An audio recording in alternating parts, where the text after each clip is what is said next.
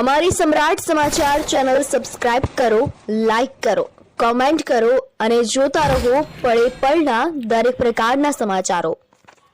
તળાજા મામલતદાર કચેરી ખાતે તળાજા તાલુકામાં મતદાર યાદીમાંથી ફોર્મ નંબર 7 દ્વારા ખોટી માહિતી આપીને નામ કમી કરાવનાર સામે કાયદેસરની કાર્યવાહી કરવામાં આવે તેવી માંગણી સાથે આવેદનપત્ર આપવામાં આવ્યું છે। આજે તળાજા શહેર તેમજ તાલુકા કોંગ્રેસ પાર્ટી દ્વારા આવેદનપત્ર આપવામાં આવ્યું હતું અને તેમાં જણાવવામાં આવ્યું હતું કે હાલમાં ભારતીય ચૂંટણી પંચ દ્વારા ચાલી રહેલ કામગીરીમાં અંતર્ગત ડ્રાફ્ટ યાદી જાહેર થયા બાદ કોઈ ત્રાહિત વ્યક્તિ દ્વારા ફોર્મ નંબર 7 ભરી મતદાર યાદીમાંથી ઘણા મતદારના નામ રદ કરવાના ગુનાહિત પ્રયાસ કરી રહ્યા હોવાનો આરોપ લગાવવામાં આવ્યો હતો, જેની સામે યોગ્ય અને કડક કાર્યવાહી કરવામાં આવે તેવી માંગણી સાથે તળાજા શહેર તેમજ તાલુકા કોંગ્રેસ પાર્ટી દ્વારા આવેદનપત્ર આપવામાં આવ્યું હતું। जी आपका नाम साथ અનુભા સરવૈયા, પ્રમુખ શ્રી તળાજા તાલુકા કોંગ્રેસ સમિતિ। અનુભા શા માટે આવેદન પત્ર દેવાયા છે? આજે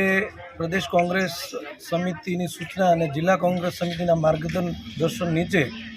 તળાજા મામલતદારશ્રીને એસઆઈઆરની કામગીરીને અનુલક્ષીને આજરોજ 7 નંબરના ફોર્મ દ્વારા લોકોના જે અમુક લોકો જે ચોક્કસ જ્ઞાતિના નામો કમી કરવા માટેની ટાર્ગેટ બનાવી રહ્યા છે, ત્યારે આ અનુસંધાને અમે મામલતદારશ્રીને આવેદનપત્ર આપ્યું છે કે ભાઈ આવનારા દિવસોમાં આ કોઈ નામ કમી ન થાય, અમારી જાણ બહાર ન